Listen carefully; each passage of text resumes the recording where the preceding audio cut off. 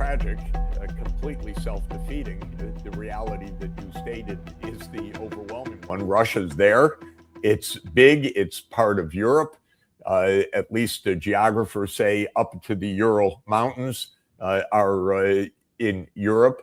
The interconnections that go back 1,000 years, the trade, the finance, the cultural interdependence are all real.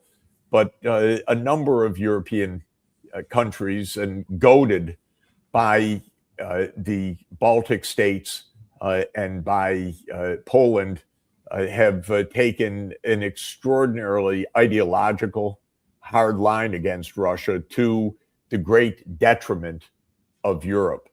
I think it's important to understand Europe is a very densely populated area, relatively light on natural resources.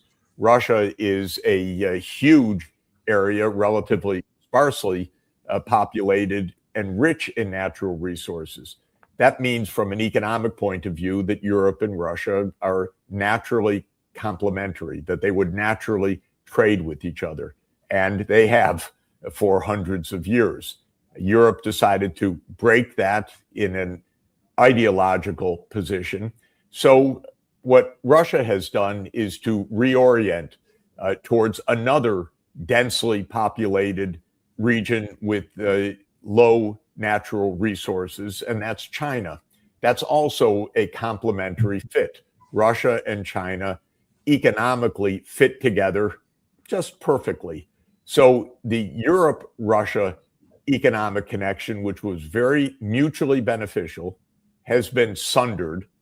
The Russia-China economic relationship was the result. Of course, Europe and Russia should live together. Russia is actually part of Europe geographically and in every other way.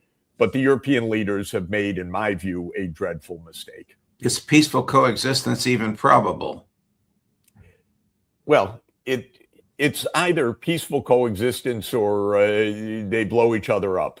So in some sense, it's not really a choice. It's a necessity.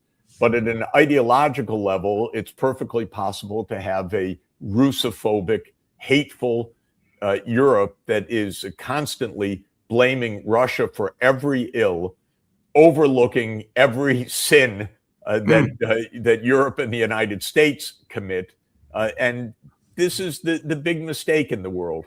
I often point to the Gospels. I have to say, when Jesus famously says, "Why do you point to the mote in the other eye when you have a plank in your own eye?" Right. I regard that as good foreign policy advice as well.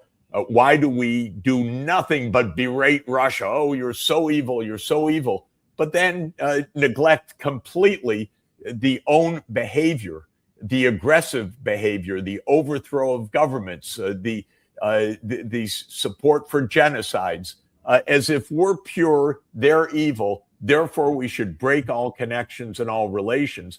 That's the approach we take, heavily moralizing, heavily naive, heavily biased, and self-defeating.